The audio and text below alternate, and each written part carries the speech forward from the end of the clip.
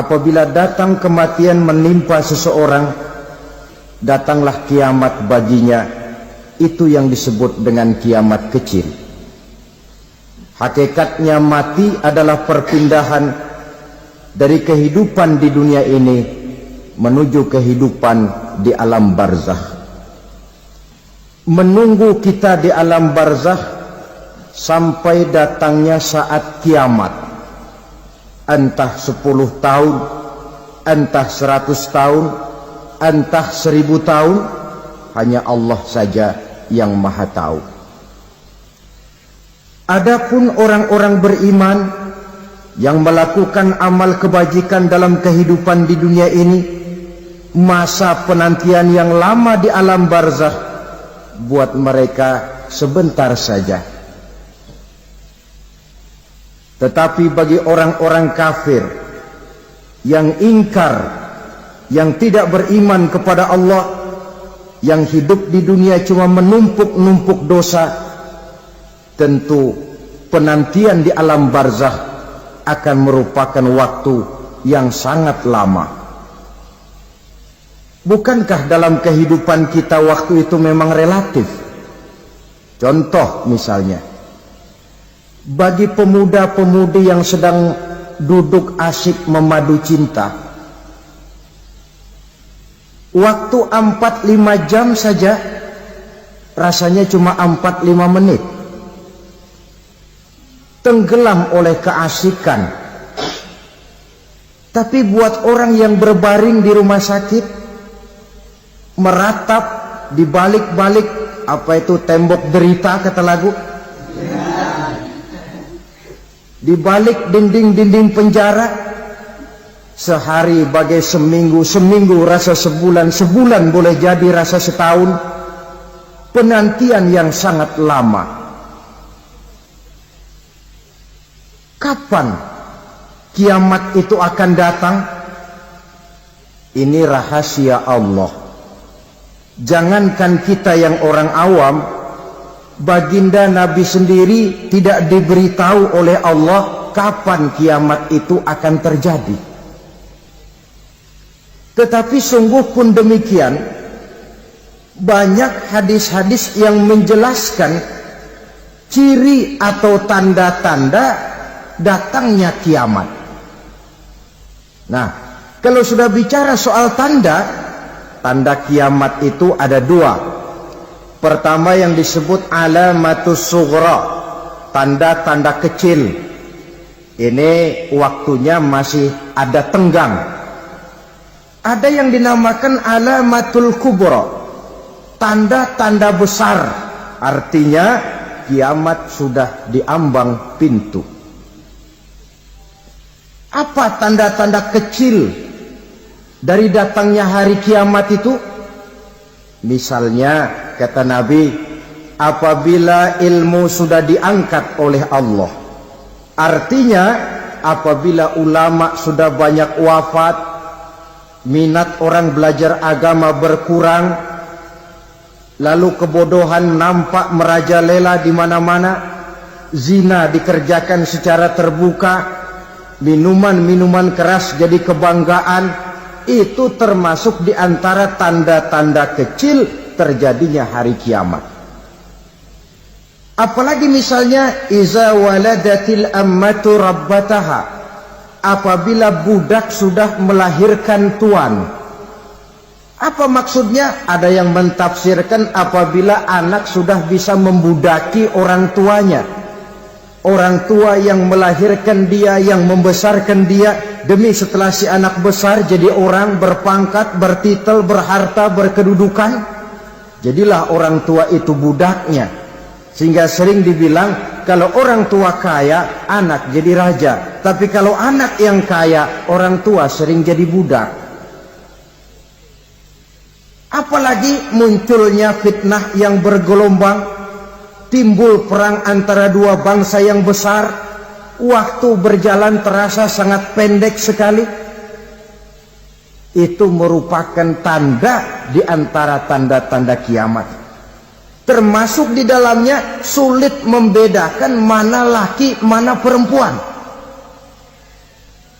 Kan kalau tanda-tanda kayak begini sekarang sudah banyak kita lihat kan. Ulama banyak wafat, penggantinya sulit. Zina dikerjakan berterang-terangan, minuman keras jadi kebanggaan. Banyak anak membudaki orang tuanya, sulit membedakan mana laki mana perempuan. Kadang-kadang dari belakang kita lihat perempuan bener, begitu kita colek nengok jenggotan.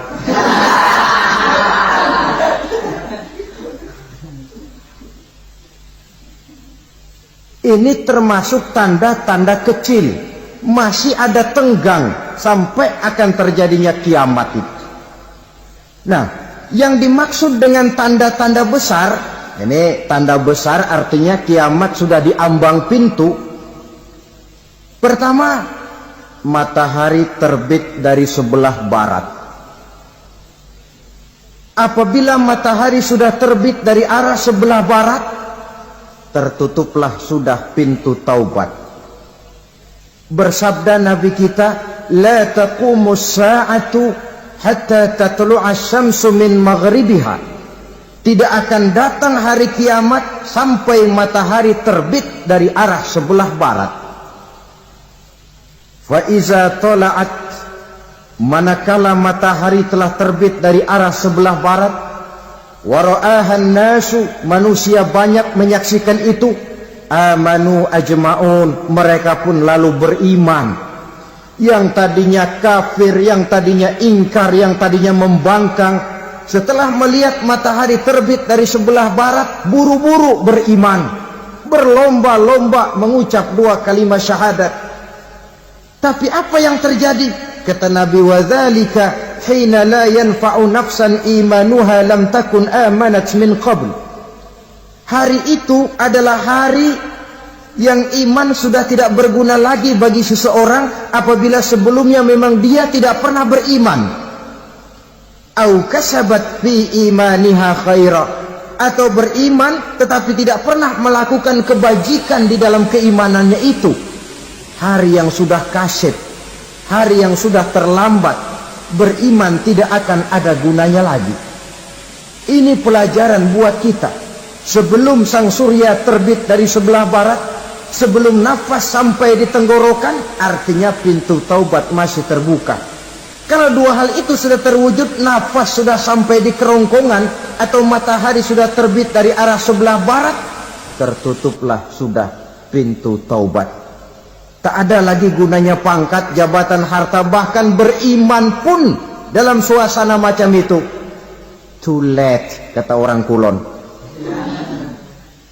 Sudah terlambat. Matahari terbit dari arah sebelah barat. Itu tanda besar, artinya kiamat sudah di ambang pintu. Lalu apalagi tanda besar? Munculnya Dajjal. Dajjal artinya pendusta-pendusta yang menyesatkan manusia. Ada dua macam Dajjal, saudara. Ada Dajjal kecil, ini Dajjal kelas teri. Kalau ini sejak zaman Rasulullah sudah ada itu. Tiap zaman ada. Di zaman Rasulullah misalnya ada yang bernama Aswad al-Unsi dari Yaman. Ada yang namanya Musailamah al-Kazzab dari Yamama. Ada yang namanya Ibnu Sayyad dari Madinah. Ini Dajjal-Dajjal di zaman Rasul. Musailamatul Kazzab memproklamirkan diri jadi nabi dia. Di zaman Rasul masih hidup. Ini Dajjal zaman Nabi. Di zaman sahabat muncul Dajjal-Dajjal. Di zaman kita sekarang ini Dajjal-Dajjal pun gentayangan. Dajjal-Dajjal kelas teri. Kerjanya mendustakan manusia, menyesatkan manusia, memalingkan manusia dari jalan yang benar dan diridhoi oleh Allah Subhanahu wa ta'ala. Adapun yang merupakan tanda besar dari datangnya kiamat, dajjal-dajjal kelas kakap, pembohong-pembohong besar yang menyesatkan masyarakat manusia berpaling dari jalan Allah mengikuti jalan mereka. Apa sih ciri dajjal itu? Kata Nabi dalam hadis Bukhari Muslim, innad dajjala, sesungguhnya yang namanya dajjal itu yakhruju, satu saat akan muncul mendekati hari kiamat, wa inna ma'ahu ma'an, si dajjal ini membawa air, wa naran, dan juga membawa api. Dua simbol. Di tangan yang satu dia bawa air, di tangan yang satu dia bawa api. Wa ammal ladzi yarahu an-nasu ma'an fanarun, adapun yang orang banyak lihat air, hakikatnya adalah api. Yang dilihat api, hakikatnya adalah air. Oleh sebab itu, kalau api yang ditawarkan, ambillah air. Kalau air yang ditawarkan, pilihlah api. Maksudnya apa ini? Ini bahasa simbol, saudara-saudara. Dajjal bicaranya seolah-olah untuk kepentingan manusia, menawarkan surga. Surga yang dia tawarkan hakikatnya neraka. Hai manusia, kalau kau mau bahagia, jangan dekat-dekat dengan agama. Sholat itu tidak efektif dan efisien, tidak produktif dari segi ekonomi itu. Menghadiri majelis taklim cuma buang-buang waktu. Tahajud, tasbih, tahlil, baca Quran, apa itu? Pekerjaan mubazir saja. Hidup ini cuma sekali, masa yang cuma sekali, manfaatkan dengan sebaik-baiknya.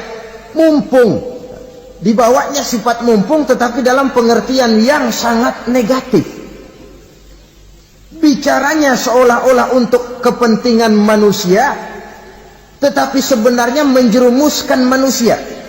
Menawarkan air, tapi sebenarnya api. Menawarkan api, tapi hakikatnya air. Buat apa kamu sholat? Buat apa kamu bayar zakat? Buat apa kamu puasa? Surga yang dicanangkan dajjal, hakikatnya neraka. Neraka yang digambarkan dajjal, pada dasarnya adalah surga.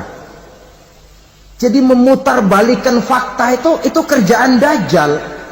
Yang hak jadi batil, yang batil dibilang hak, yang benar jadi salah, yang salah malah jadi benar. Tuntunan disuruh jadi tontonan, tontonan malah menjadi tuntunan.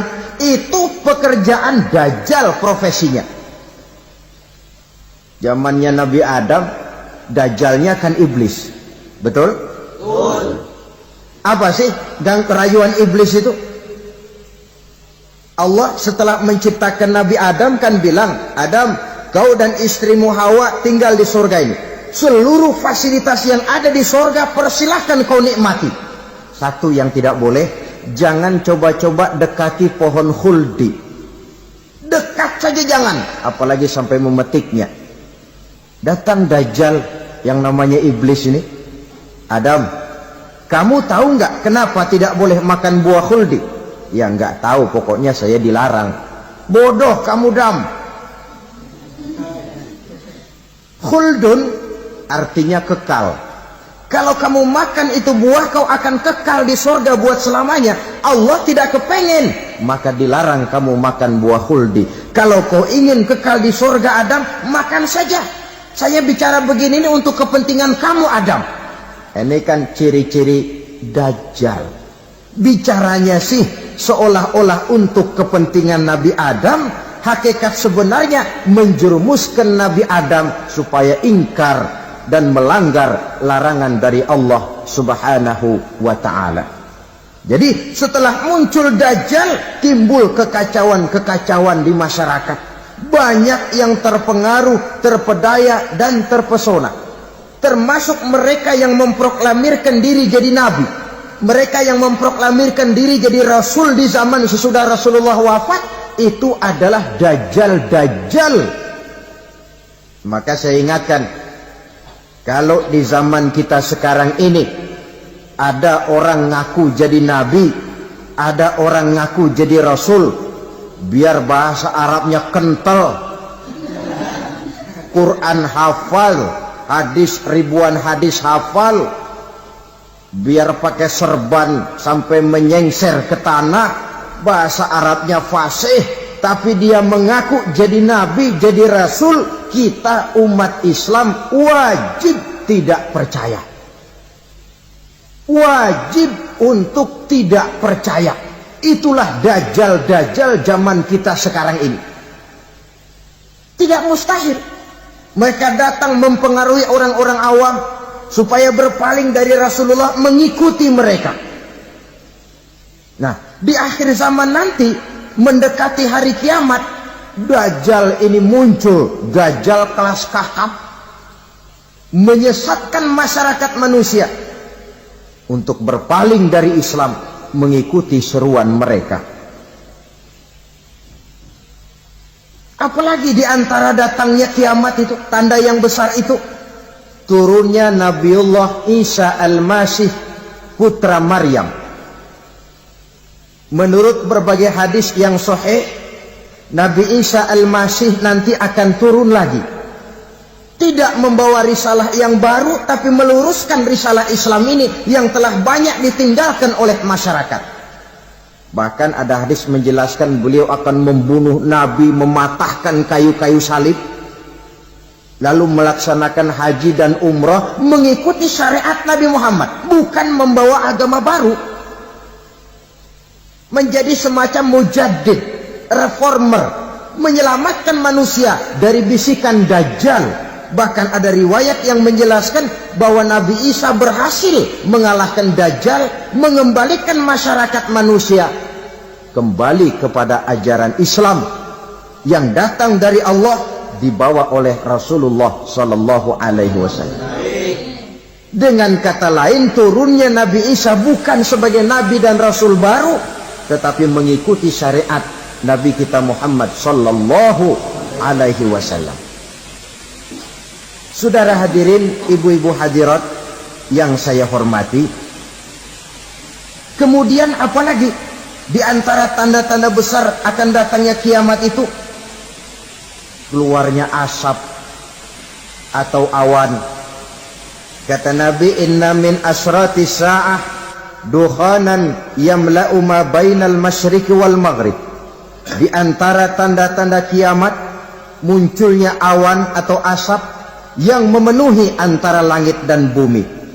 Ini pun diperkuat dalam surah Ad-Dukhan ayat 10. Fartaqib yauma ta'ti as-sama' bidukhanin mubin fayughshan nas hadza azabun alim. Bagi orang-orang yang beriman, mereka biasa-biasa saja. Tapi bagi orang kufur, datangnya asap dan awan ini merupakan azab yang kelewat pedih. Barangkali sedikit mendekati gambaran tentang azab yang pedih ini, saya ingatkan alam pikiran kita kepada peristiwa yang belum lama terjadi.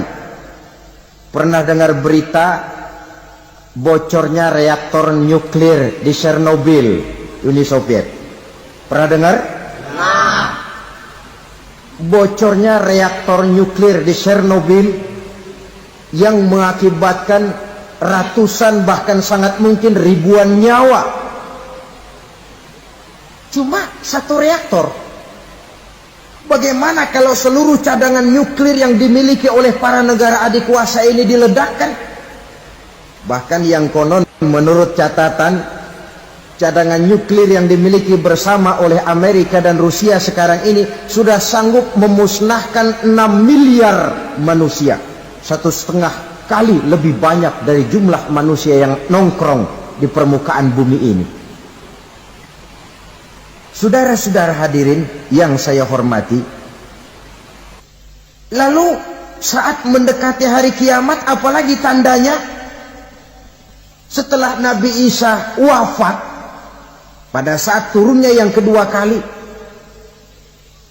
lalu Allah meniupkan angin sejuk. Semua orang-orang beriman, orang-orang baik wafat. Sehingga penghuni bumi ini cuma tinggal lagi terdiri dari orang-orang kafir. Tidak ada lagi di bumi ini yang bisa mengucapkan Allah. Sehingga dalam hadis qudsi itu ada keterangan, Innallaha azza wa jalla yaqulu li Israfil. Allah pernah pesan kepada malaikat Israfil. Kata Allah, Israfil, Iza sami'ta qailan yaqul Allah Allah fa akhirin nafah 40 sanatan ikraman liqailiha. Hai Israfil, apabila kau dengar di permukaan bumi masih banyak orang yang mengucapkan Allah Allah, maka tunda sangkakala kiamat itu 40 tahun. Untuk apa? Ikraman liqailiha, menghormati orang yang mengucapkan Allah Allah itu. Wah, jadi karena sekarang masih banyak yang mengucapkan Allah, besar hatilah kita, masih jauh kiamat itu. Tapi jangan lupa, kiamat pribadi, kiamat kecil itu yang nggak kita sangka-sangka. Ajal datang mencabut nyawa, itu kiamat pribadi. Dan itu yang pasti kita hadapi. Dan itu yang membuat kita tidak boleh bersikap main-main di dalam kehidupan sekarang ini. Saudara hadirin yang saya hormati, tidak ada lagi orang-orang muslim. Seluruh penduduk dunia ini kafir. Lalu terciptalah struktur sosial yang berlandaskan prinsip hidup semau gue. Bakal terjadilah prinsip di mana yang kaya menyantap yang miskin, yang kuat menindas yang lemah.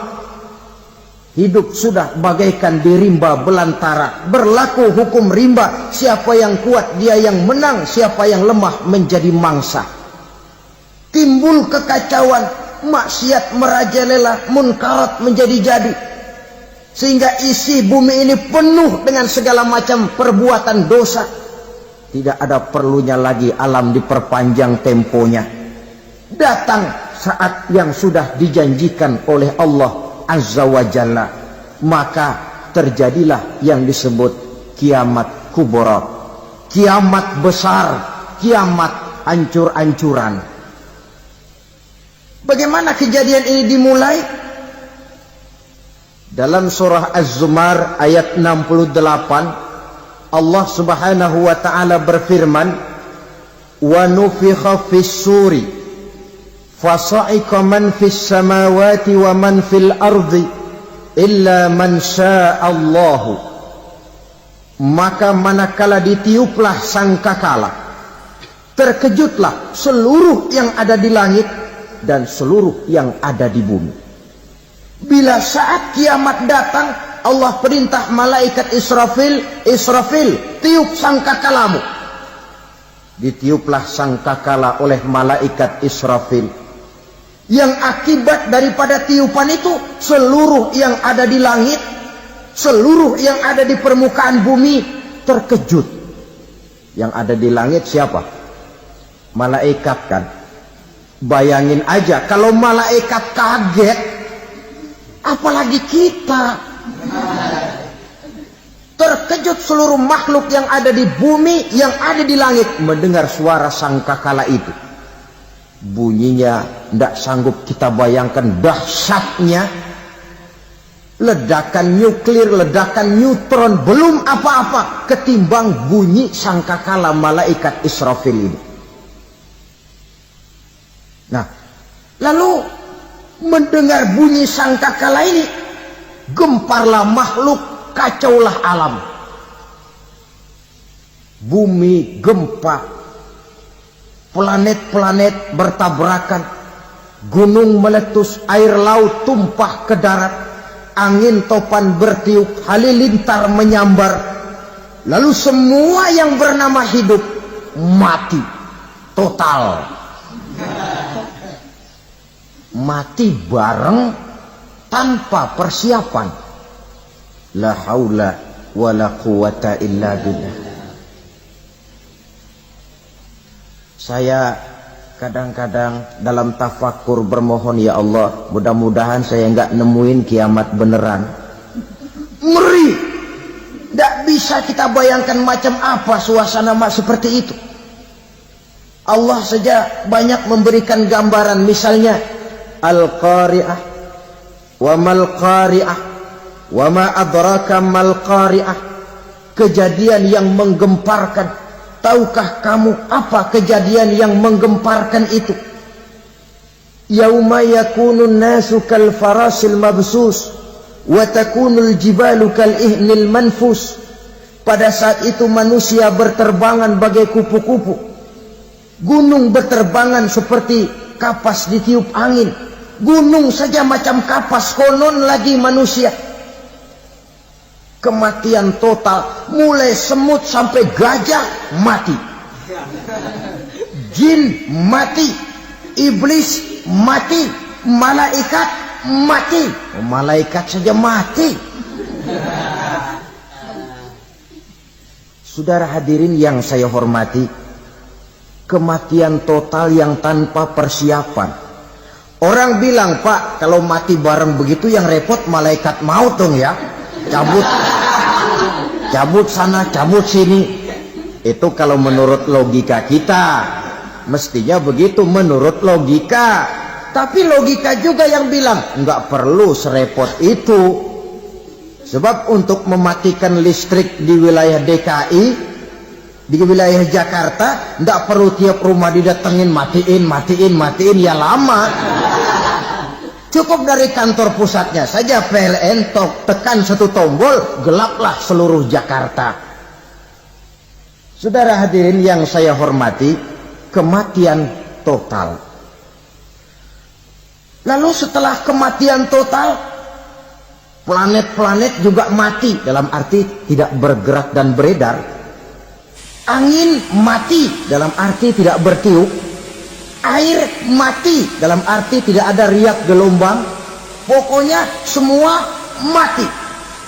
Kullu nafsin za'iqatul maut. Semua yang bernafas mati. Dalam ayat lain, kullu man 'alaiha fan. Semua yang ada di permukaan bumi fana. Yang kekal cuma Allah Subhanahu wa ta'ala.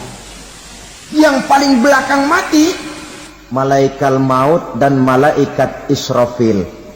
Tapi mati juga sesuai dengan janji Allah.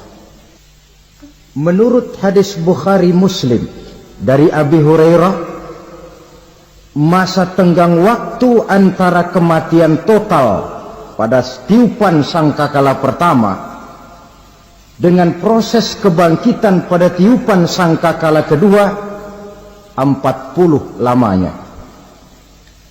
Tidak dijelaskan oleh Abi Hurairah 40 jam, apa 40 hari, apa 40 tahun.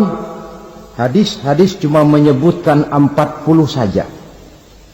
Sunyi alam, yang tinggal cuma Allah saja lagi. Ketika itu Allah berseru-seru, katanya, limanil mulkul yauma. Siapa para penguasa hari ini?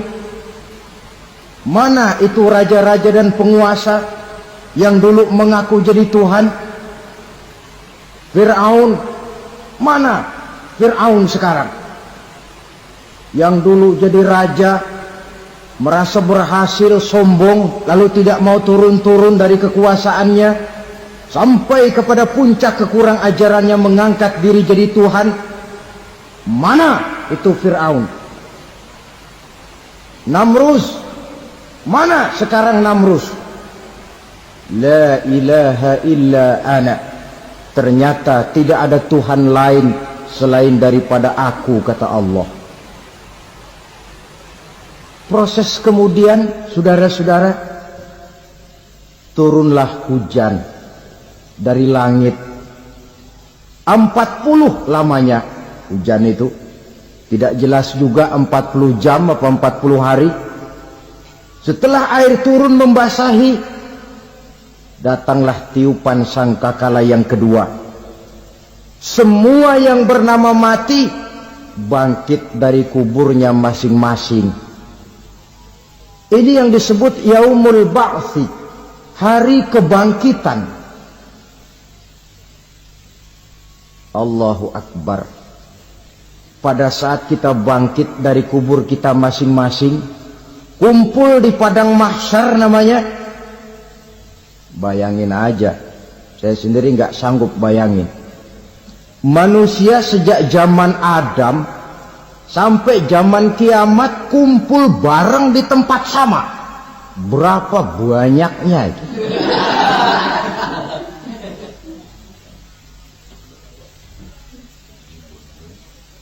Dan yang luar biasa menurut satu riwayat, pada saat bangkit itu, Masya Allah, roman muka kita berubah, disesuaikan dengan amalan kita waktu di dunia ini. Barang siapa yang waktu di dunia amalannya itu amalan tikus, di akhirat nanti dia bangkit dari kubur, mukanya seperti muka tikus. Gagah betul badannya, tapi mukanya seperti tikus. Kenapa? Amalannya waktu di dunia seperti amalan tikus. Apa amalan tikus itu? Suka ngegeragoti barang yang sudah disimpan rapi-rapi. Orang sudah simpan uang rapi-rapi, simpan perhiasan rapi-rapi, digeragoti oleh tikus. Maling-maling, pencoleng-pencoleng, koruptor-koruptor, itu nanti di akhirat nanti kita lihat mukanya seperti muka tikus.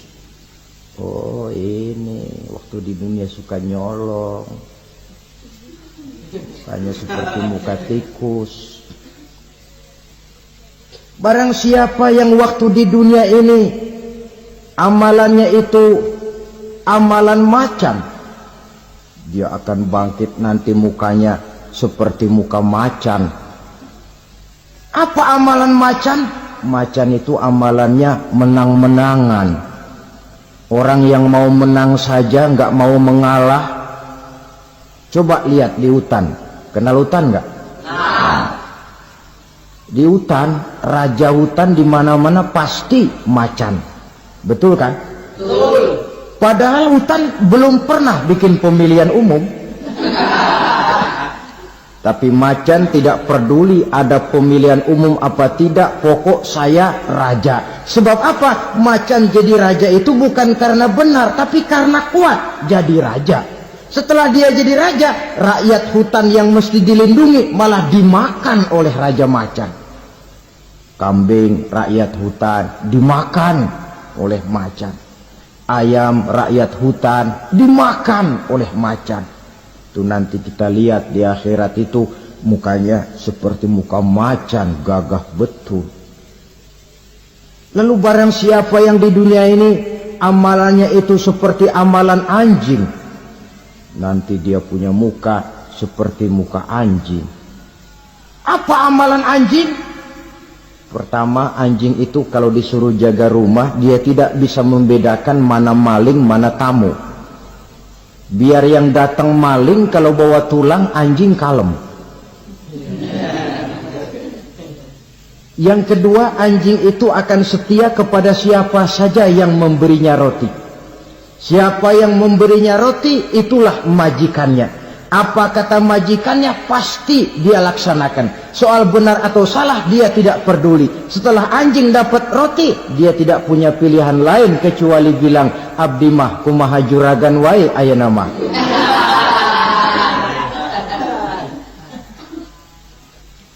Saudara hadirin yang saya hormati,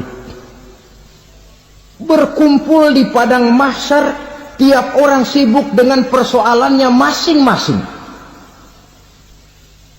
Matahari waktu itu didekatkan oleh Allah, panas luar biasa.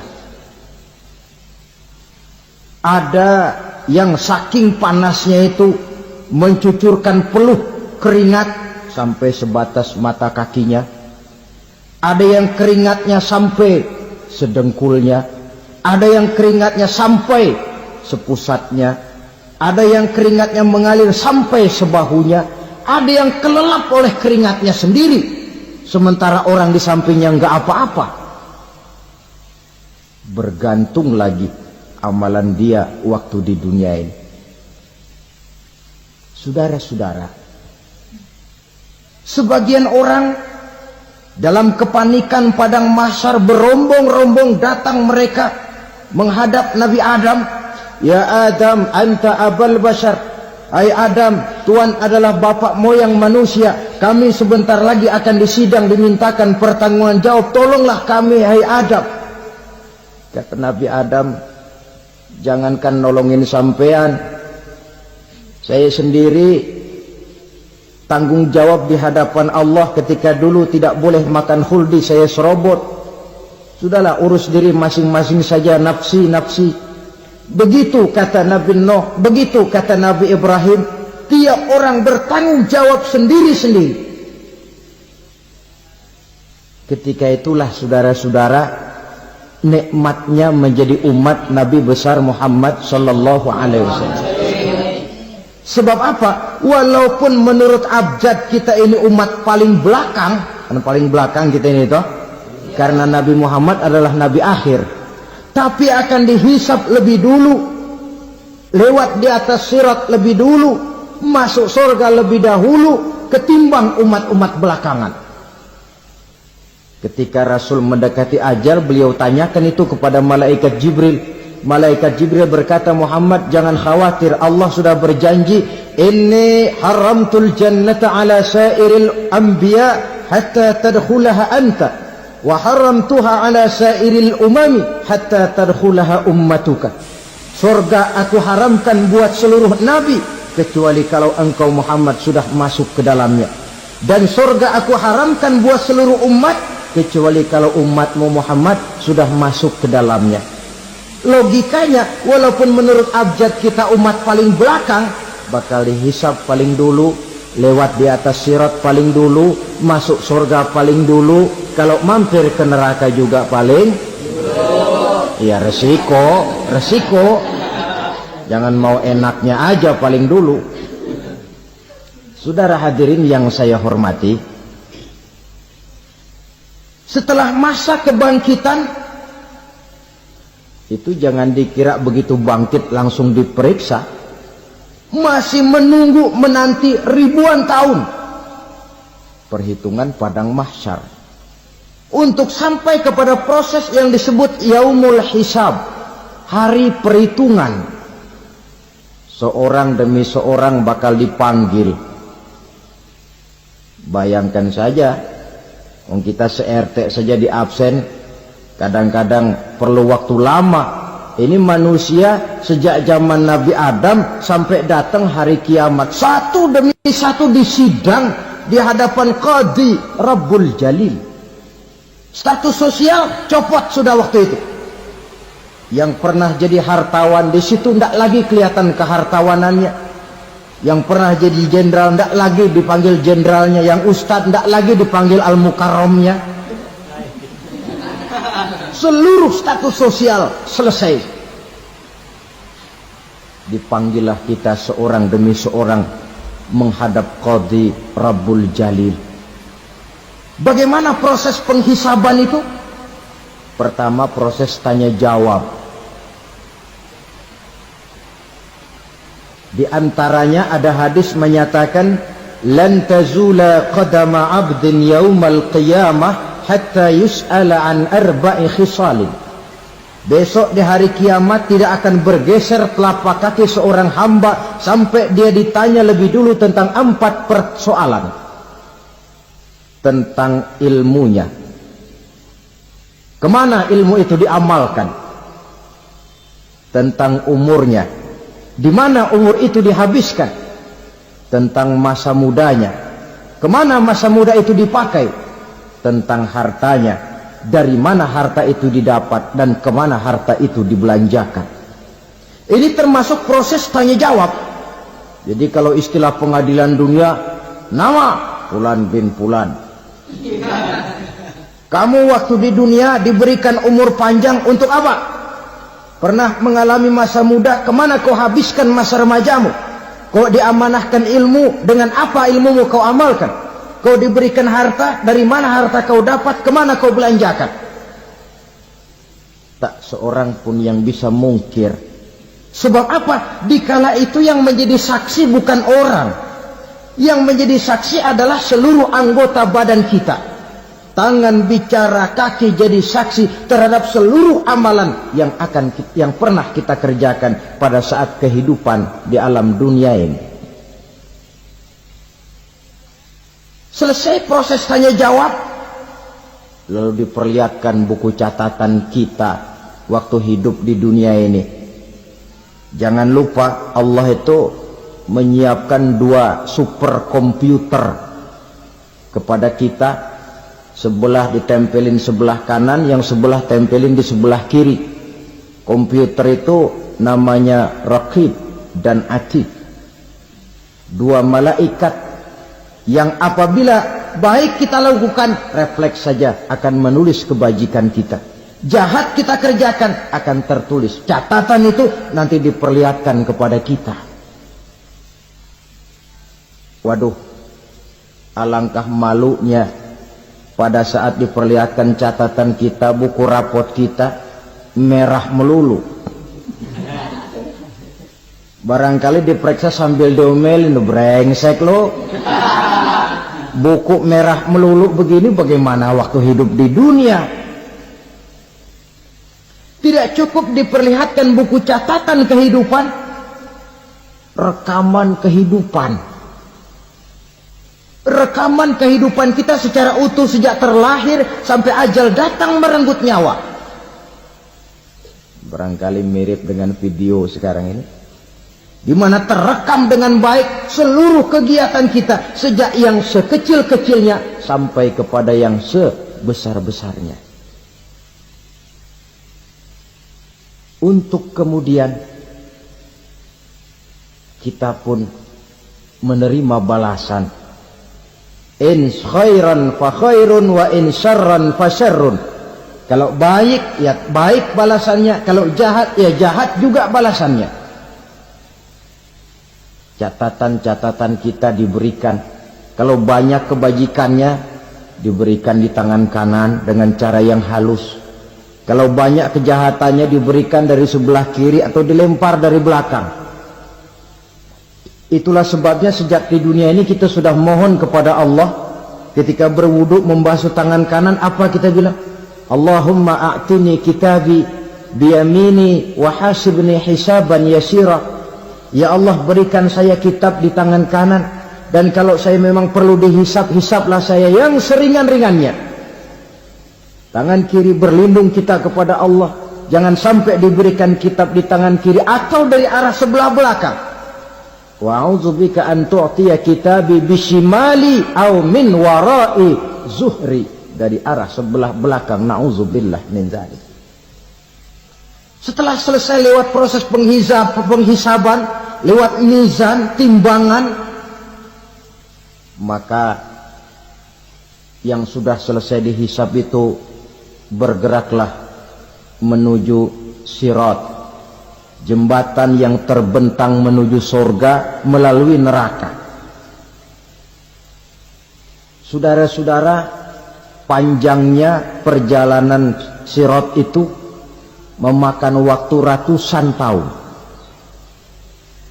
Tetapi orang yang lewat di atas sirat pun macam-macam, bergantung amalannya ketika di dunia ini. Ada yang lewat di atas sirat itu kalbarkil khatib, seperti kilat yang menyambar, lep, sudah sampai dia di surga. Cepat bukan main.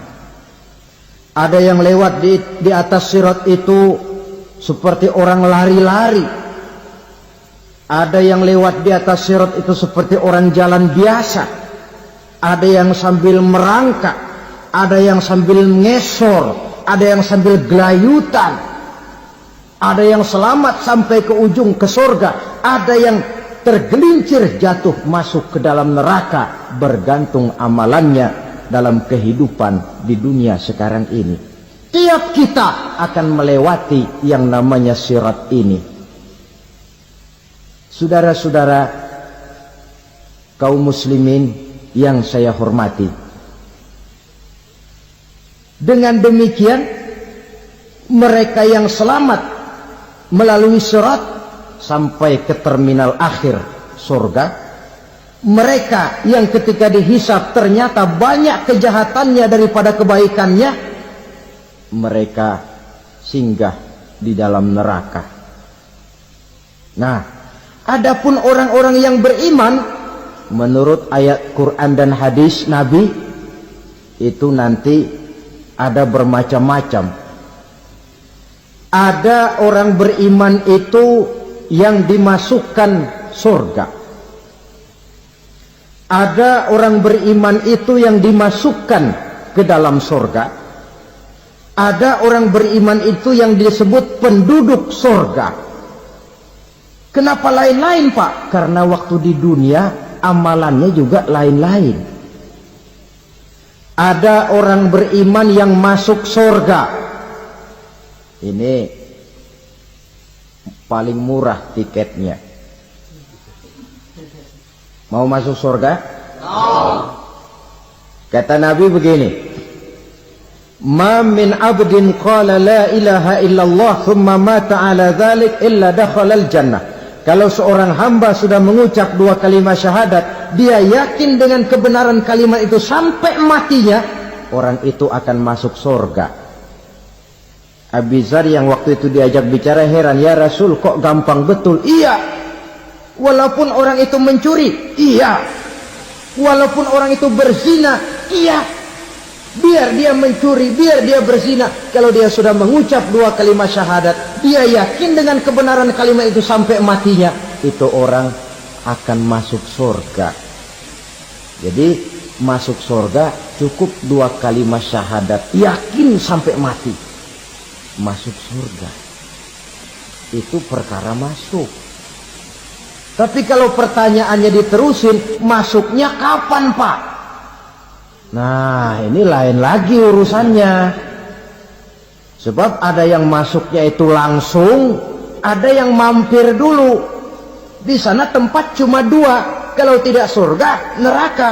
Mau ke surga tapi mampir dulu, yang mampirnya jelas di neraka. Kenapa? Dalam hadis qudsi ada riwayat, nanti itu di akhirat, setelah Allah selesai mengatur penduduk surga masuk surga, yang neraka masuk neraka, Allah berkata kepada malaikat Malik, malaikat Malik, labaik ya Allah, itu bajingan-bajingan tengik, manusia-manusia durjana yang waktu di dunia tidak mau sujud, jauh dari ulama, gemar melakukan yang munkarat dan maksiat, hidup di tengah masyarakat selalu jadi bibit keonaran, kufur, sudah masuk neraka semua. Sudah ya Allah. Nah, kalau sudah, coba sekarang kamu masuk, Malik. Saya, iya,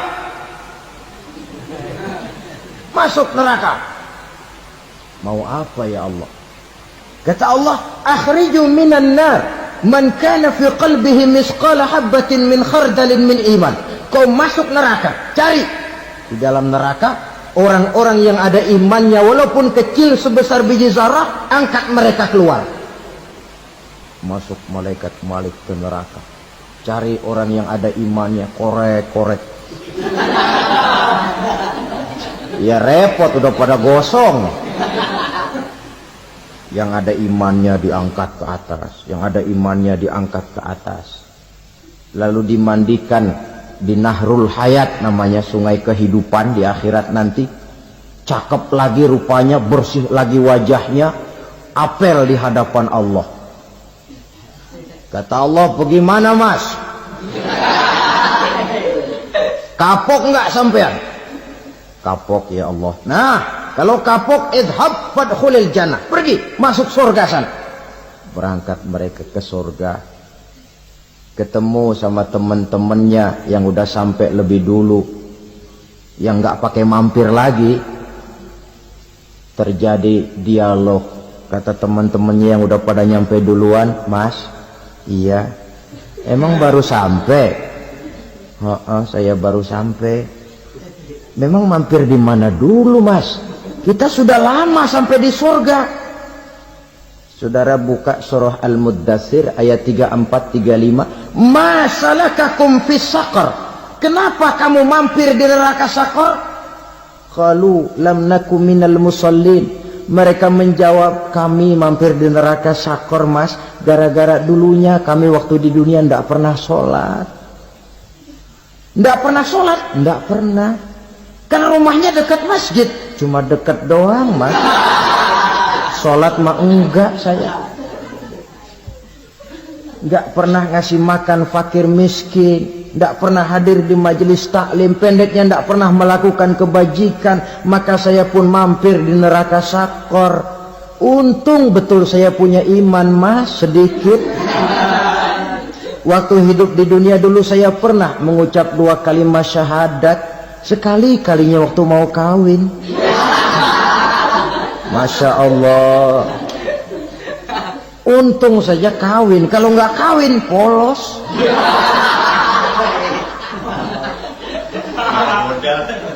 Itu juga pengulu sudah setengah mati ngajarin. Asyhadu alla, asyaduaan, asyaduaan.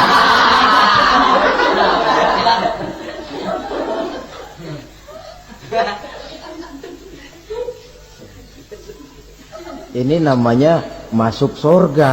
Ada mampir dulu. Ada pula orang mukmin itu yang dimasukkan surga. Namanya dimasukkan kan terima beres. Saya masuk ke rumah, jalan sendiri, cari tempat sendiri. Saya dimasukkan ke dalam rumah, terima beres. Pokok ada di dalam, itu dimasukkan namanya. Nggak pakai mampir. Tapi tentu tiketnya lebih mahal ketimbang yang pertama tadi. Apa kata Allah? Innal ladzina amanu wa amilus salihat la ukaffiranna anhum sayyi'atihim wa la udkhilannahum jannah.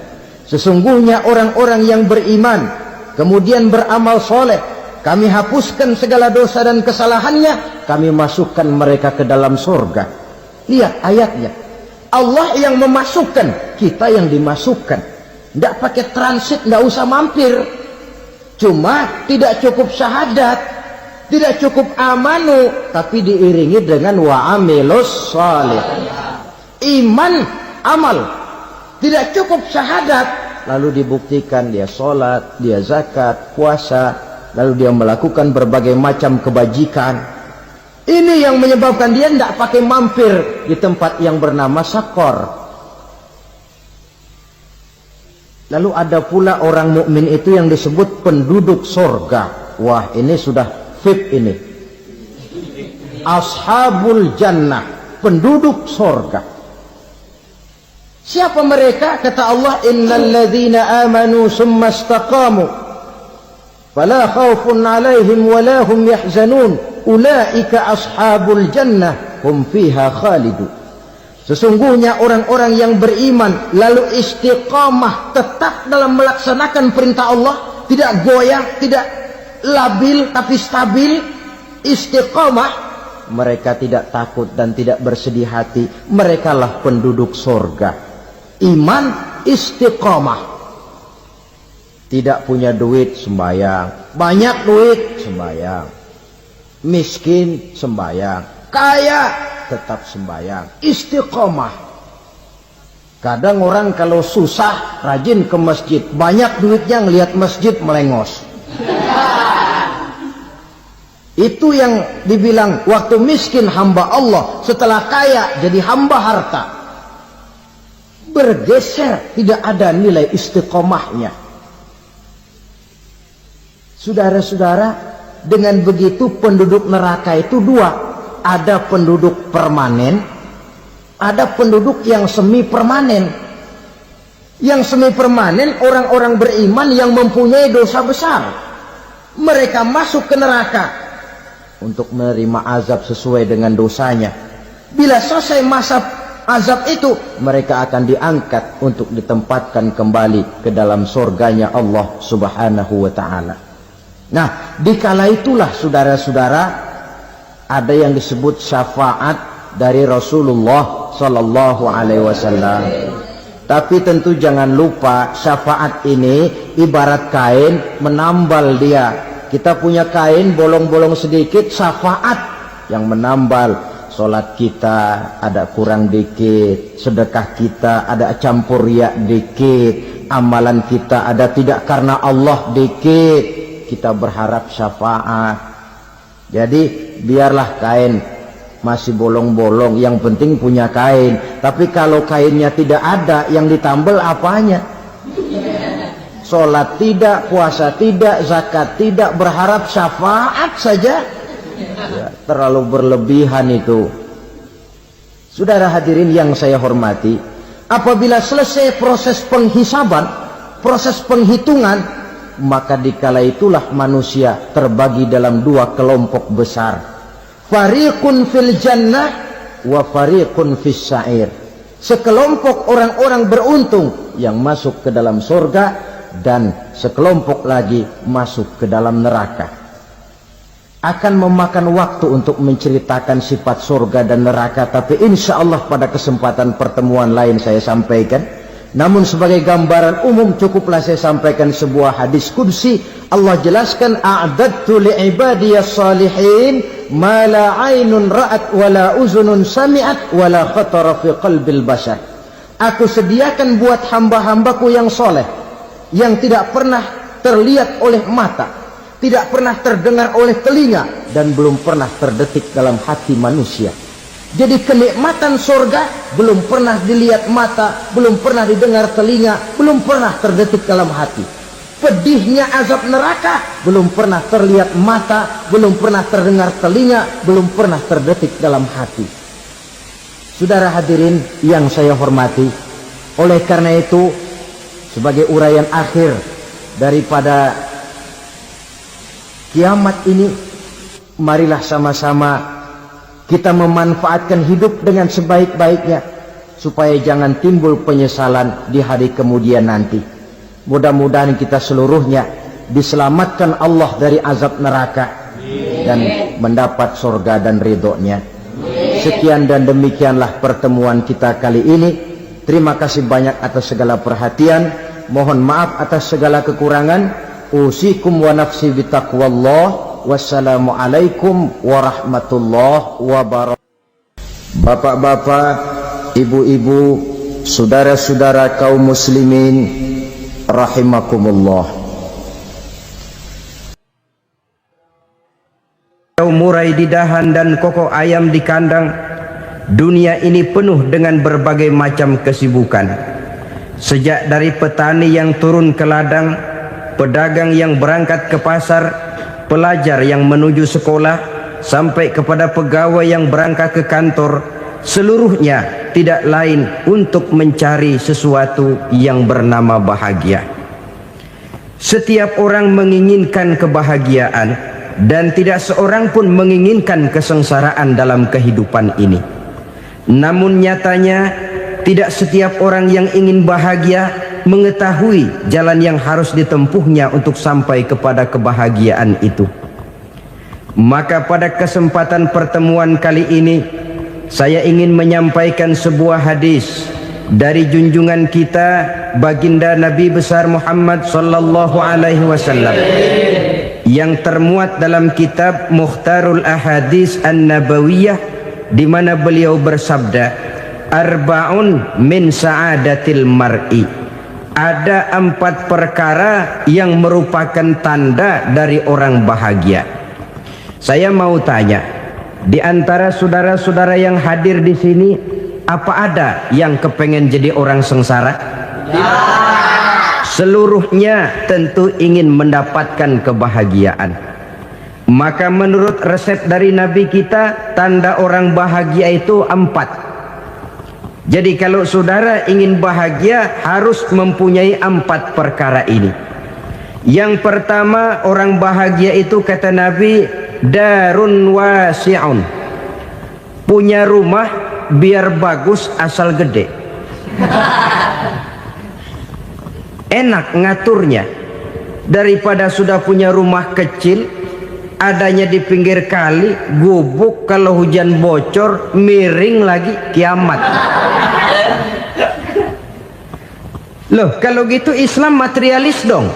Hadis ini boleh diartikan dengan makna hakiki, arti yang sebenarnya. Boleh diartikan dengan makna majazi, arti kiasan.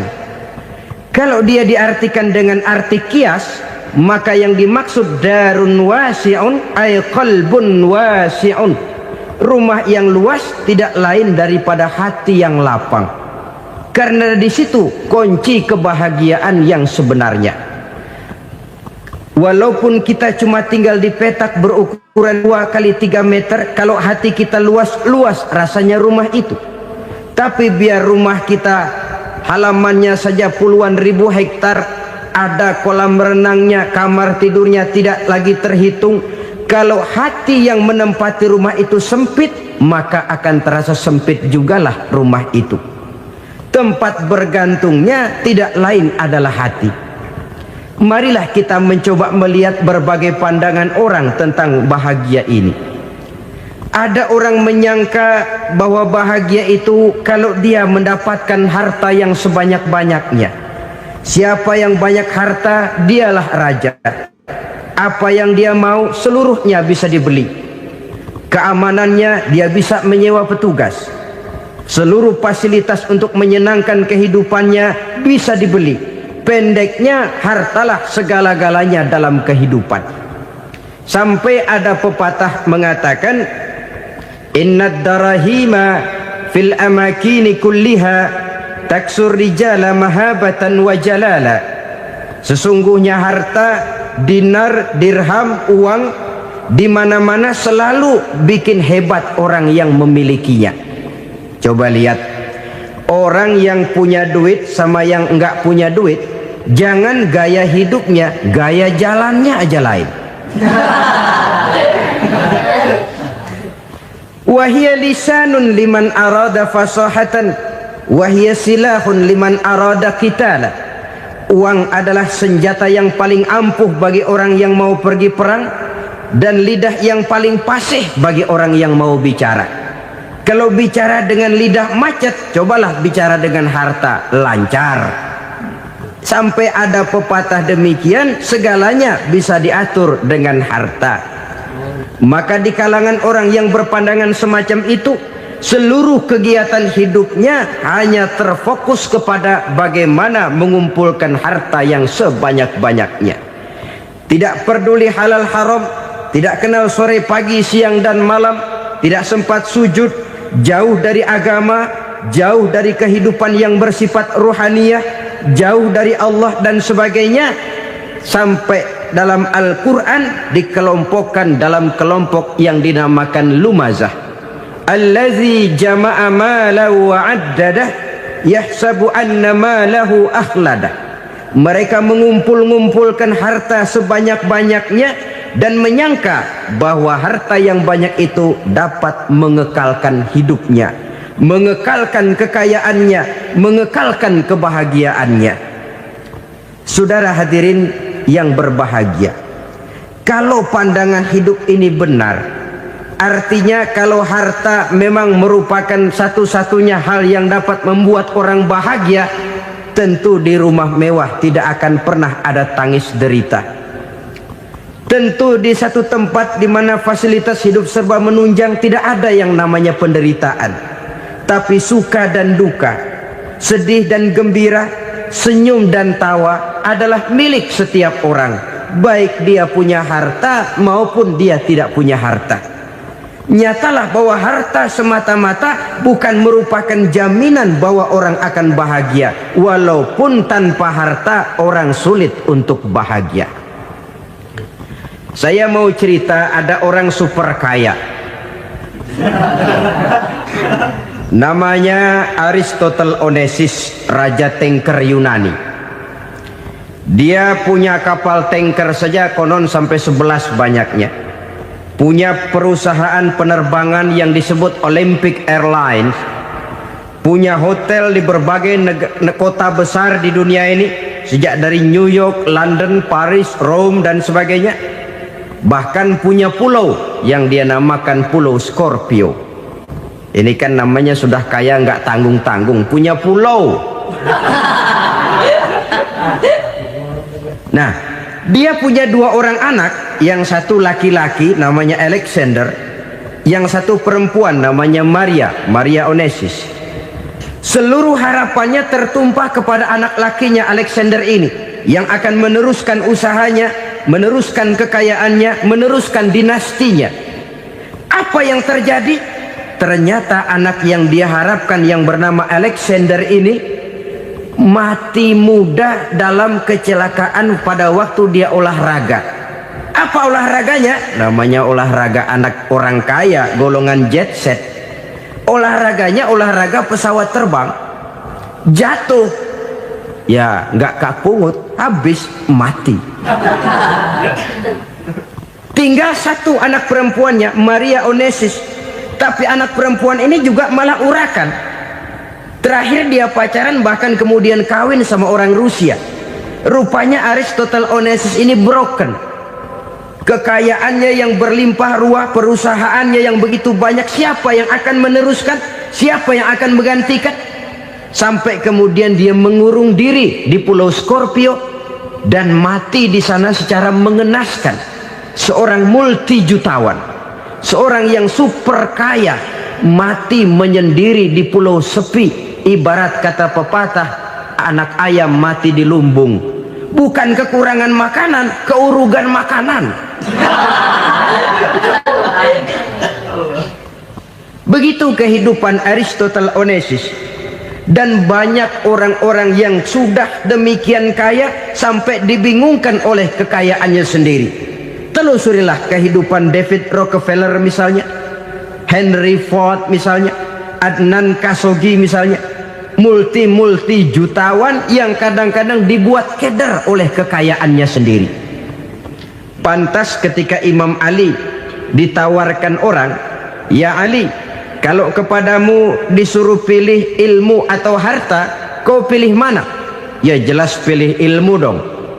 Kenapa? Pertama, ilmu kalau kita berikan kepada orang lain tambah.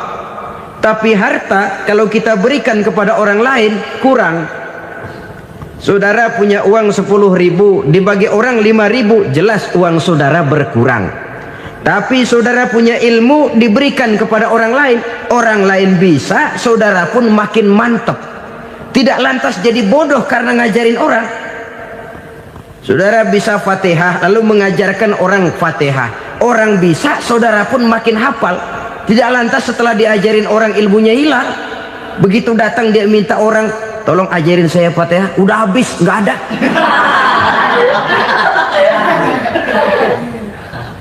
Yang kedua kata Imam Ali, ilmu menjaga kita. Kalau harta, kita yang harus jaga. Makin banyak ilmu, makin terpelihara diri seharusnya. Tetapi makin banyak harta, makin bingung kita jaganya. Sampai kadang-kadang kalau perlu seluruh keliling rumah dipasangi alarm. Belum cukup disewakan anjing besar-besar, pasang di depan pintu, awas anjing galak. Masih belum cukup juga, cari centeng tukang-tukang kepruk jaga rumah. Masih terasa belum aman, padahal rumahnya dikelilingi tembok besar. Di balik tembok ada pintu-pintunya tebal. Di balik pintu itu terbuka masuk kamar, kamar pun ada pintunya, pintunya pun kuat. Masuk ke dalam kamar ada lemari, lemarinya pun pintunya kuat, dikunci, kuncinya pun kuat. Tapi tahap seluruhnya yang timbul cuma sekedar was-was saja. Kesimpulannya sekali lagi, tanpa harta orang memang sulit untuk bahagia. Tapi harta semata-mata tidak merupakan jaminan orang akan bahagia. Dengan hati yang luas, itu modal utama untuk mencapai kebahagiaan hidup. Orang yang hatinya luas, saudara-saudara, punya hati yang lapang, melihat kenyataan hidup ini, dia bersyukur senantiasa kepada Allah. Lantas tidak timbul hasud dan iri hatinya. Oleh karena itu, jiwanya selalu lapang. Kalau tidak, cupik hati namanya.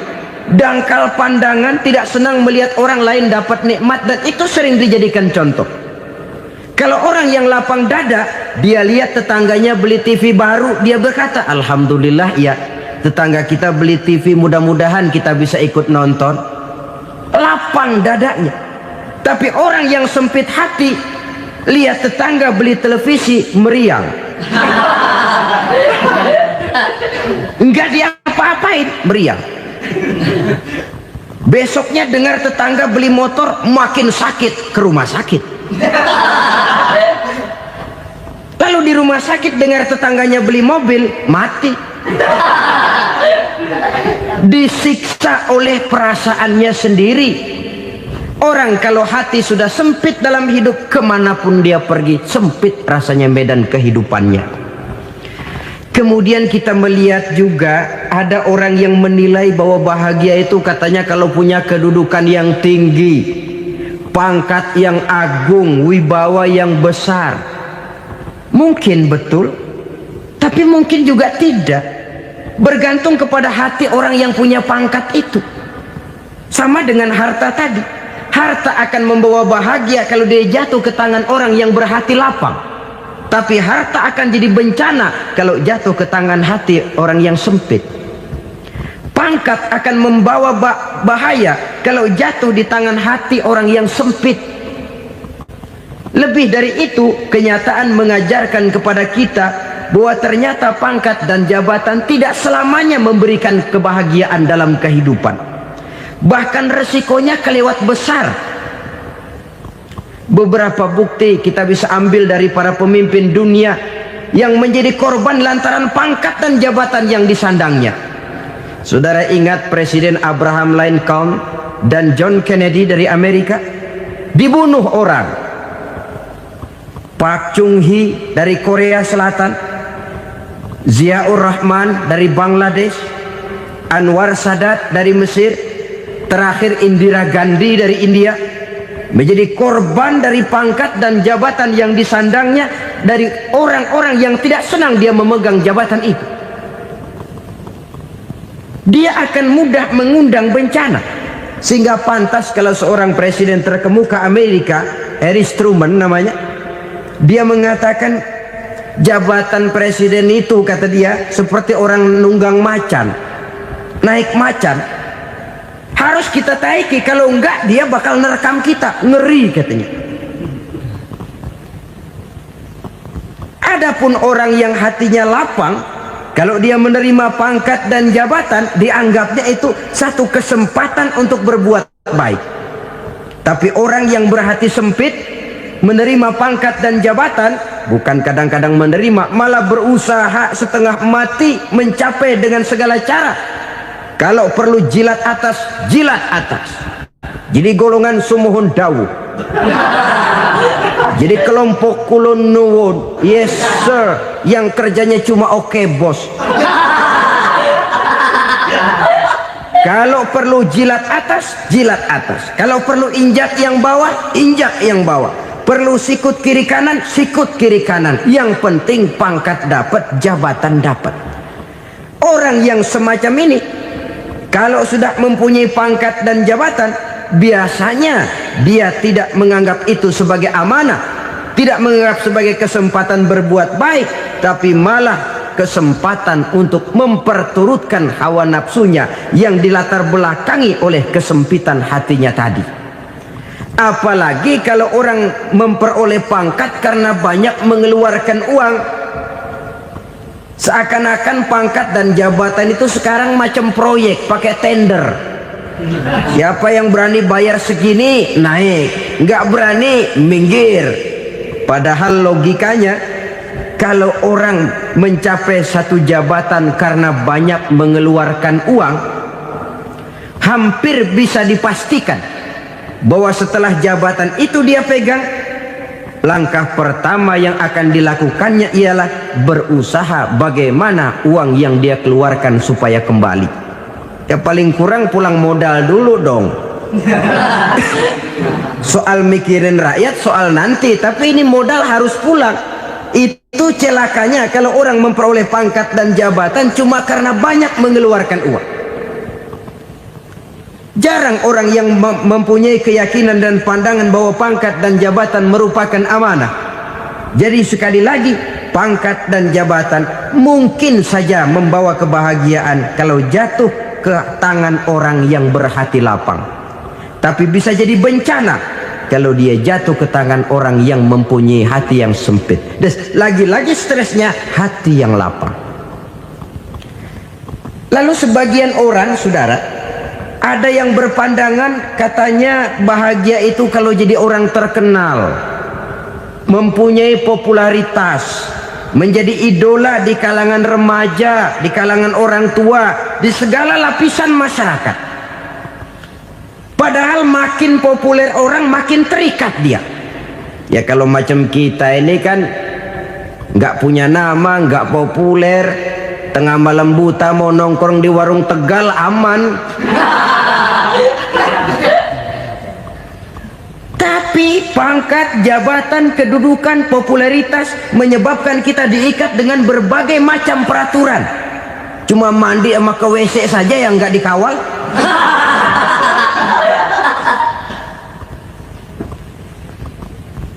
Benarkah popularitas, ketenaran membawa kebahagiaan? Mungkin, ya, tapi mungkin juga tidak. Kenapa? Banyak orang-orang populer yang mengakhiri hidupnya secara tragis. Kita ambil beberapa nama. Di Amerika tahun 60-an ada bintang seksi paling terkenal yang dijuluki sex bomb. Bom seks. Sampai sekarang jadi legenda, namanya Marilyn Monroe. Singkatan dobelnya itu inisialnya MM, Marilyn Monroe. Terkenal, top, sampai dia mati tahun 62. Namanya sekarang masih saja dibicarakan orang. Kenapa dia bunuh diri? Tidak punya hartakah dia? Banyak. Kurang populerkah dia? Seluruh dunia mengenalnya. Sejak rakyat kecil sampai pejabat tinggi dia punya hubungan. Kenapa? Jenuh. Dia terlahir dalam keadaan yatim. Setelah itu tidak lama dia berangkat remaja, ibunya meninggal. Pindah dari wanita asuh ke wanita asuh sampai 12 orang ibu angkatnya. Dan kekecewaan yang paling parah, setiap laki-laki yang dekat dengannya hanya seperti kapal berlabuh. Datang dan pergi silih berganti, padahal dia merindukan seseorang yang bisa melindungi hidupnya. Dia rindukan itu dan dia tidak pernah menemukan. Itu yang akhirnya menyebabkan dia minum pil tidur kelewat dosis, minum obat tidur kebanyakan, ya tidur terus sampai sekarang.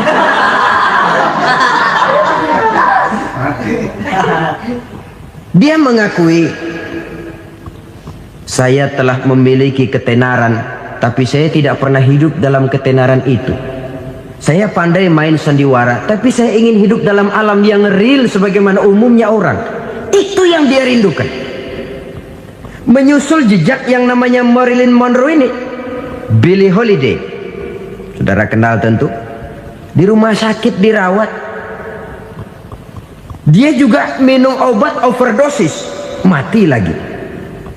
Jimi Hendrix minum obat tidur overdosis kelewat batas, mati lagi. Lalu yang menghanyutkan diri di danau, Janis Joplin dan Brian Jones. Ini orang-orang populer, orang-orang terkemuka yang mengakhiri hidup secara tragis, bukan karena tidak terkenal, mungkin karena sudah saking terkenalnya. Contoh paling belakangan, Bruce Lee. Wah, ini tukang-tukang keprok tentu kenal siapa dia. Sampai sekarang pun tabir kematiannya masih merupakan misteri. Dan yang masih hidup juga menunjukkan gejala yang aneh. Michael Jackson, rumahnya di Beverly Hills itu dijaga sedemikian rupa, dan dia selalu curiga kepada setiap makanan harus steril, bersih dari segala macam kimia. Kemana dia pergi, itu tukang-tukang keprok sudah selalu menjaga dan mengawal, dan dia seakan takut menunjukkan mukanya yang asli. Hingga kalau tampil ke tengah di luar show, dia kadang memakai pakaian yang tidak menunjukkan dia yang sebenarnya. takut dikenali orang.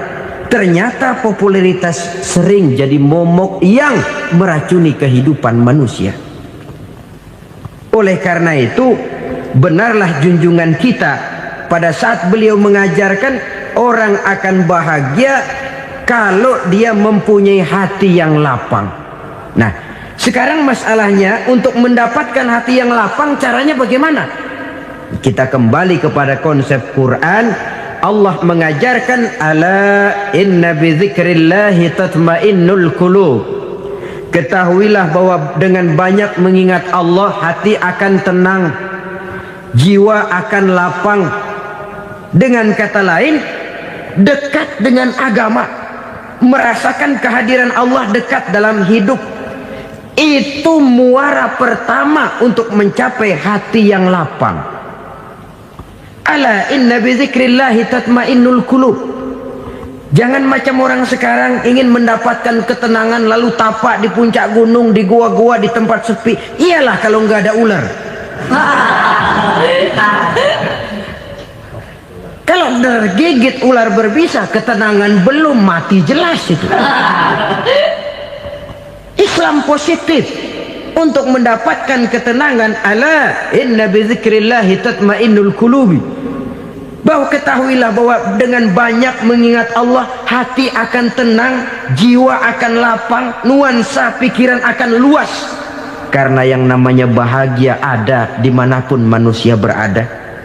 Di kampung ada bahagia, di kota ada bahagia, di ngarai, di lembah, di gunung, di hutan, di lautan, di angkasa luar, dimanapun bahagia itu ada kalau kita bermodalkan hati yang lapang ini. Dan hati akan lapang kalau kita dekat dengan agama. Dekat dengan harta buat sementara hati mungkin tenang, tapi ketenangan yang relatif dan temporer. Apalagi orang tiap kali tambah harta, tiap kali tambah rencana. Itu wajar. Mungkin sebelumnya saudara berpikir, kalau punya duit 5.000 enak nih. Begitu punya duit 5.000, aduh sayang kalau 10.000 aja.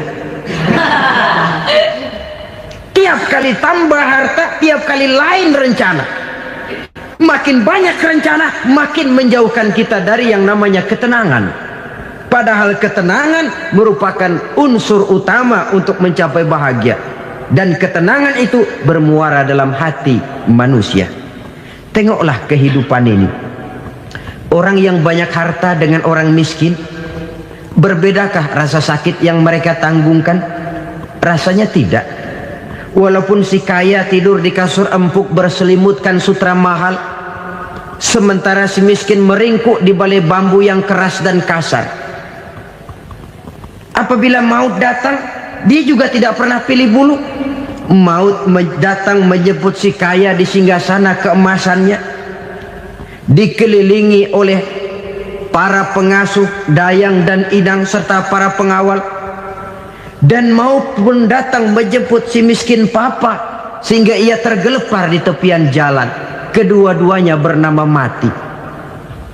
Kalau nyata bahwa sakit yang ditanggung si kaya tidak beda dengan sakit yang ditanggung si miskin, bukan harta semata yang membuat orang bahagia. Hati yang tenang, jiwa yang lapang penuh kedamaian karena banyak berzikir dan mengingat Allah, itu merupakan modal utama untuk mencapai sesuatu yang bernama bahagia.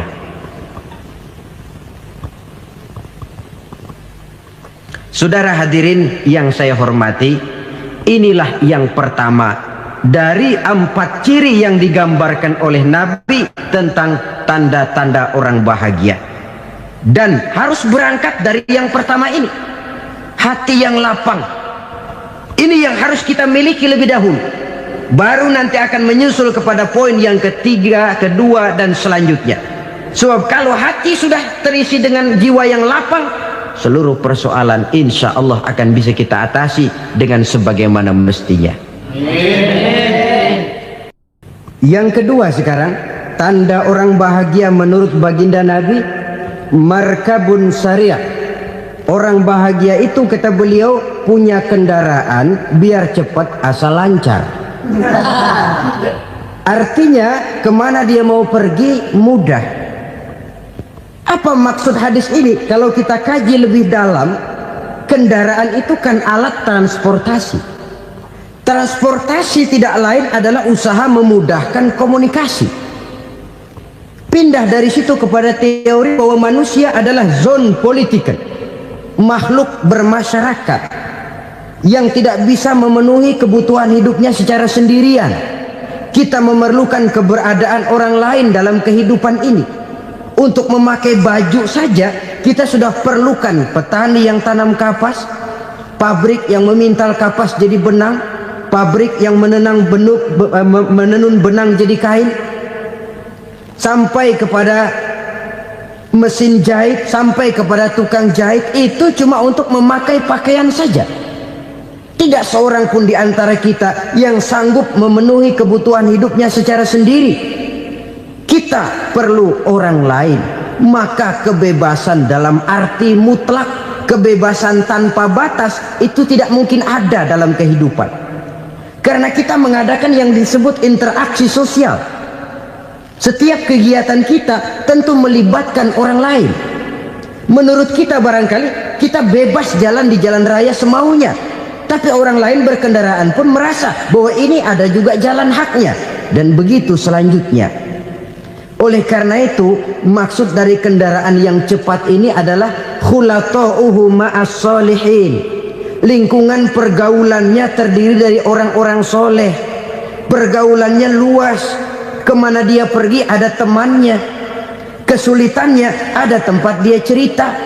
Dan kesulitan kalau sudah diceritakan kepada orang lain, taruh kata orang itu tidak bisa menolong, namun menceritakannya kepada orang yang kita percayai, kan paling kurang sudah mengurangi beban jiwa, mengurangi tanggungan batin, merasa masih ada tempat kita cerita.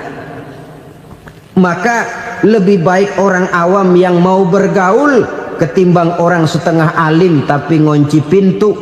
Sebab nantinya akan timbul sikap picik, cupik pandangan, dan tidak luas menghadapi kenyataan dalam kehidupan ini. Namun yang harus kita garis bawahi, pergaulan memang mesti luas. Namun jangan sekali-kali lupa bahwa pergaulan sangat besar pengaruhnya dalam ikut membentuk kepribadian manusia. Sehari-hari bisa kita bilang, kalau kita dekat sama tukang minyak wangi, sekalipun nggak dibagi minyaknya, baunya tentu dapat. Betul? Tapi dekat sama tukang elas, walaupun nggak kena apinya, asapnya mesti kena. Kalau Syauqi mengatakan lebih jelas lagi, man asyaral asrafa asa musyarrafan wa muasyiral anzali ghairu musyarrafin. Awalam taral jildal hakira muqabbalan bisagri lamma sara jildal mushaf. Siapa yang bergaul dengan orang mulia, dia bakal ikut menjadi mulia. Tapi siapa yang berteman dengan orang hina, dia tidak bakal ikut menjadi mulia. Tidakkah kau lihat, kata Syauqi, kulit kambing yang hina pun dicium orang ketika menjadi kantong Quran. Kulit kambing hina, kalau dia sendirian gak ada yang mau cium. Tapi begitu dia bergaul dengan Quran, menjadi kantong Quran, dipakein minyak wangi, ditaruh di tempat yang tinggi, mau diambil dicium dulu, dibawa dengan penuh hormat dan hati-hati. Kulit kambing yang hina lantaran berteman dengan Quran, numpang mujur. Tapi coba lihat kalau kulit kambing berteman dengan kayu, jadi beduk, habis. Zohor dikemplang, asar dipukul. Itu pun sedikit saja, cuma salah milih teman. Yang temannya Quran dihormati orang, yang temannya kayu lantaran jadi beduk, gelap-gelap subuh orang udah kemplangnya.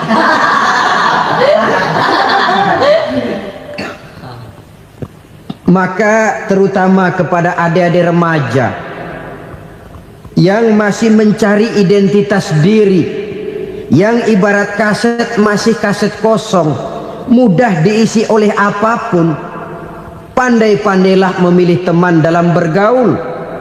Karena banyak orang yang tadinya baik-baik, ketika terseret dalam pergaulan dengan orang yang tidak baik, kebaikannya menjadi lentur dan luntur. Tapi berapa banyak bajingan-bajingan tengik Orang-orang yang berlumur noda dan dosa, tiap hari melakukan maksiat, namun bergaul dengan orang yang baik-baik, pada akhirnya sedikit demi sedikit beringsut dan berangsur dia terbiasa mengikuti kebaikan-kebaikan. Saya tekankan ini kepada remaja karena mereka masih mencari identitas diri. Apa yang mereka lihat mereka mau, apa yang mereka dengar mereka ingin tahu. Coba lihat kehidupan remaja. Pulang nonton film Rambo, pengen jadi Rambo, gagah, maunya belekai melulu. Pulang nonton film Superman, pengen bisa terbang. Pulang nonton India, nyanyi melulu. Wajar, mereka masih mencari identitas diri. Saya ini sebenarnya siapa? Lingkungan, pergaulan akan membentuk itu. Karena itu pandai-pandailah bergaul, karena ia sangat besar pengaruhnya dalam ikut membentuk kepribadian manusia. Apalagi sifat yang jelek lebih cepat menularnya ketimbang sifat yang baik. Sifat yang baik, watak yang soleh itu lambat sekali untuk menular. Tapi yang tidak baik, kan prosesnya mah kalau remaja biasanya mula-mula dengar. Karena dengar lalu pengen tahu. Karena pengen tahu lalu ngeliatin. Begitu ngeliatin kan pengen nyobain.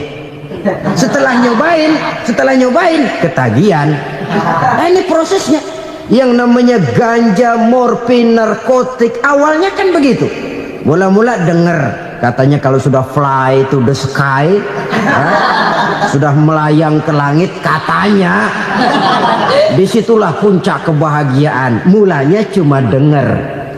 Karena denger pengen tahu. Karena pengen tahu lalu ngeliat, kumpul sama orang yang suka ngeganja.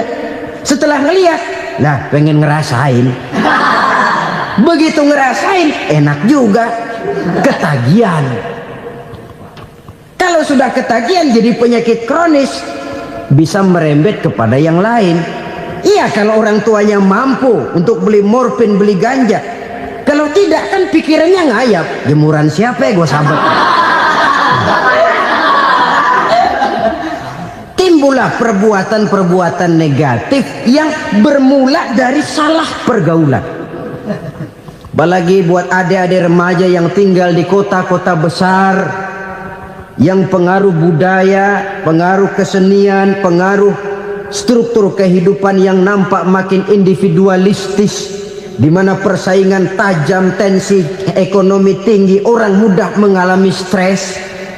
Pandai-pandailah dalam bergaul, sekali lagi, karena ia sangat besar pengaruhnya dalam ikut membentuk kepribadian manusia. Orang bahagia punya kendaraan yang cepat, artinya punya pergaulan yang luas, dan lingkungan pergaulannya terdiri dari orang-orang yang soleh. Kemana dia pergi ada teman, kesulitannya ada tempat dia cerita. Tapi kalau sudah menyendiri, hidup sendiri, kesulitan dipikiri sendiri, bisa mati belum waktunya. Tidak ada tempat berbagi rasa, tidak ada tempat bercerita, tidak ada tempat mengurangi beban dalam kehidupan. Pantas betul kalau Islam sangat menggalakkan dan menganjurkan orang kalau sudah sampai waktunya itu untuk melangsungkan nikah. Kata Nabi, ya ma'syaras syabab man istata'a minkumul ba'at falyatazawwaj. Hai para pemuda, kalau sudah mampu memberi nafkah, kawinlah, nikahlah kamu. Kenapa? Sudah ada teman hidup, tempat berbagi rasa. Kesulitan kalau ada tempat cerita akan lebih ringan ketimbang kita telan sendiri, walaupun bobot kesulitannya sama beratnya. Saudara-saudara kaum muslimin rahimakumullah, inilah ciri yang kedua, punya kendaraan biar cepat asal lancar. Kemana kita mau pergi gampang. Dengan kata lain, setelah hati yang luas, pergaulan yang luas. Dua. Yang ketiga sekarang, tanda orang bahagia itu menurut Nabi, misbahun mudhi'un, punya lampu yang terang. Oh, itu enggak problem. Sekarang sudah zamannya listrik masuk desa, Pak. Lampu sudah terang semua. Betul, kalau itu yang dimaksud. Tapi tidak cuma itu. Karena lampu yang dimaksud di sini lampu yang akan menerangi seluruh perjalanan hidup. Dan perjalanan hidup itu sudah dimulai sejak kita terlahir ke alam ini sampai masuk ke alam barzah, kumpul di padang mahsyar sampai ke akhirat. Lampu yang menerangi itu yang diperlukan. Kalau lampu, katakanlah yang paling top sekarang kan lampu jenis Mercury. Taruhlah itu di rumah kita, dia cuma menerangi rumah kita, menerangi hati pun tidak sanggup. Bila kita masuk ke alam barzah, alam kubur, sanggupkah si Mercury yang begitu terang menerangi alam barzah kita? Tidak sanggup lagi. Sanggupkah lampu yang ratusan watt, bahkan puluhan ribu watt menerangi kehidupan di padang mahsyar? Tidak akan sanggup lagi. Kalau demikian, yang dimaksud lampu yang terang di sini apa? Tidak lain amal soleh, kebajikan yang kita lakukan dalam hidup. Itu yang akan jadi lampu penerang. Di dunia nama kita akan terang. Jasad kita boleh hancur terkubur tanah, tapi nama kita akan dikenang orang. Begitulah kalau orang meninggalkan kebajikan dalam hidup seperti sekarang. Ribuan orang tiap saat berziarah ke kubur Imam Syafi'i, ke kubur Imam Malik, ke kubur Imam Ghazali, ke kubur orang yang baik-baik, orang yang soleh-soleh. Kebajikannya yang ditinggalkan, yang mengukir namanya dengan tinta emas, sehingga saudara sudah terbaring di alam kubur. Orang lewat, Allah, ini kuburannya Fulan bin Fulan, dulu ini kebaikannya Masya Allah, saya ikut merasakan. Mari kita mampir sebentar, kita Fatihah, mohon disampaikan Allah pahalanya kepada almarhum. Al-Fatihah. Itu kalau orang baik-baik. Lalu saudara tanya, Pak, orang mati dikirimin Fatihah apa nyampe pahalanya? Saya jawab, kalau saudara nggak percaya, mati dulu dah. Nanti saya Fatihain, tungguin di sana, umpama nggak sampai balik lagi kemari. Sekarang ini kan maunya otak-otakan saja, kalau nggak masuk otak nggak percaya. Padahal alam gaib itu nggak bisa diotak-otakin. Sama saja dengan saudara pernah dengar cerita kapal tanpa emas tenggelam kan? Pernah nggak? Di mana? Di laut Masalembo.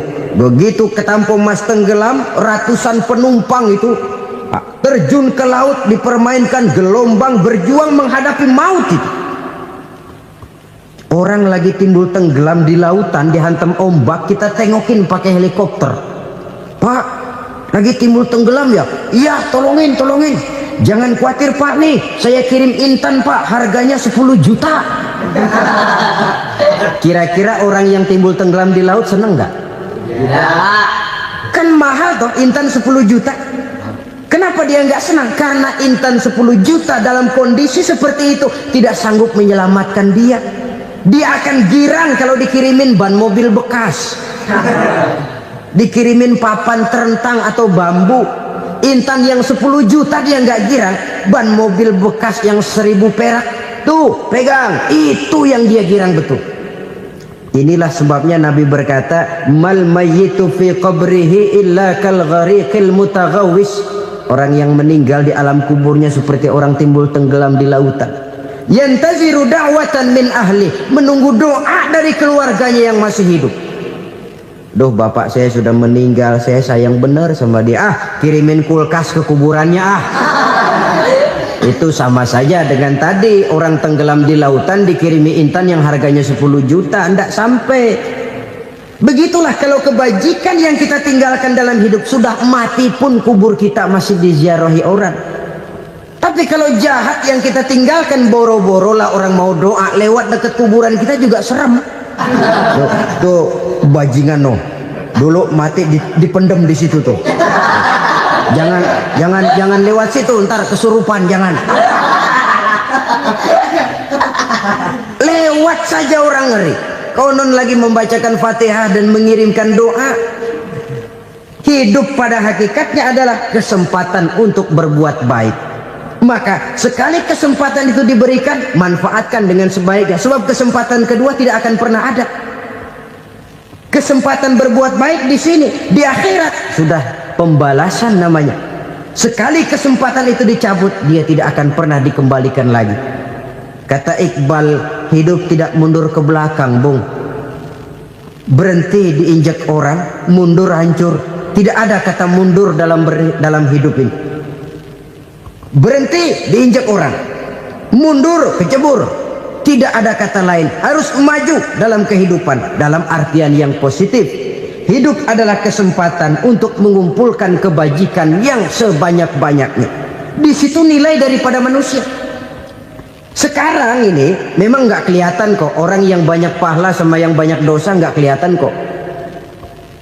Barangkali kalau habis bikin dosa palanya pada benjol, mungkin orang takut sama dosa. Tapi sekarang sama saja, orang yang banyak dosa dengan yang nggak banyak dosa jalan bareng dari belakang, sama, nggak kelihatan beda. Tapi ada waktunya di mana pahala memegang peranan, di mana dosa diperlihatkan. Sama saja kalau kita bawa mobil siang, lampu kan nggak begitu berfungsi. Apa lalu bilang, alah ini lampu berat-beratin, copot-copotin aja dah. Tidak perlu begitu. Kenapa? Pada suatu saat malam senja akan datang. Bila matahari terbenam, senja pun datang, gelap mulai merayap, disitulah baru terasa perlunya lampu.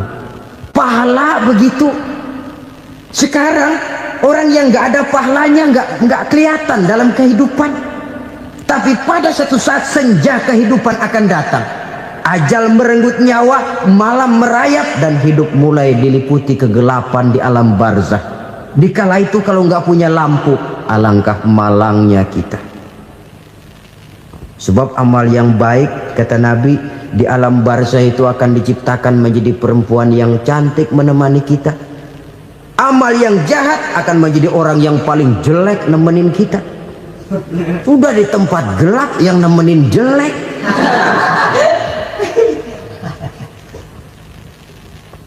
Kaum muslimin rahimakumullah. Kalau demikian masalahnya, tergantunglah kita pandai memanfaatkan waktu. Al-waktu kasayf. Waktu itu cepat sekali. Yang namanya waktu itu tahu-tahu. Tahu-tahu. Udah tahun 87. Tahu-tahu. Udah begitu. Tahu-tahu. Yang kemarin anak-anak, sekarang udah pada punya anak.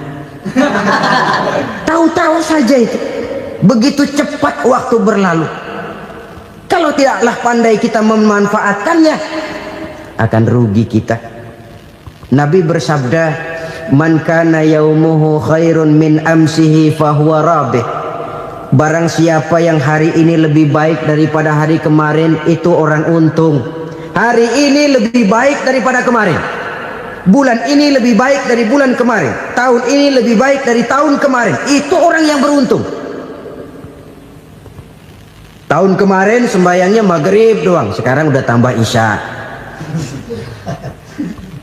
Tahun kemarin cuman Idul Fitri aja ngancem bener, sekarang udah tambah Jumat, lalu tambah lagi maghrib, tambah lagi isya, dan selanjutnya. Hari ini lebih baik daripada kemarin, itu orang yang beruntung. Wa man kana yaumuhu mislu amsihi fahuwa khasir. Lalu barang siapa yang hari ini sama saja dengan hari kemarin, itu orang rugi. Hari ini sama dengan kemarin, rugi itu. Bulan ini begitu, bulan kemarin begitu, tahun ini begitu, tahun lalu juga begitu. Rugi itu orang. Rugi apa? Rugi umur. Umur tambah, amalan nggak pernah tambah. Dan saya pikir lebih merupakan azab ketimbang nikmat kalau orang dikasih panjang umur cuma untuk numpuk dosa. Mending mana? Panjang umur banyak dosa sama pendek umur dikit dosa? Mending mana?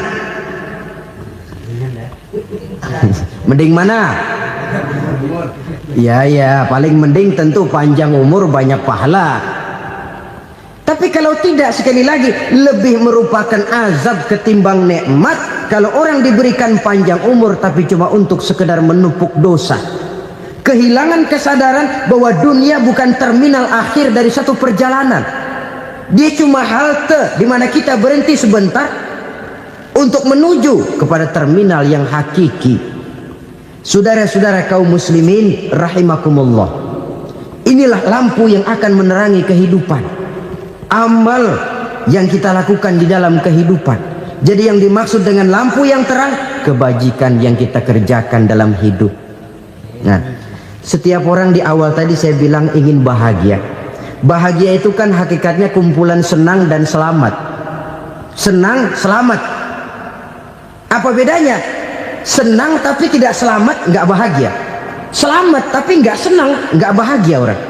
Contoh, kalau orang korupsi, duitnya banyak, senang dia, tapi keselamatannya. Ada tentara baris di samping rumahnya udah bingung, padahal tentara latihan.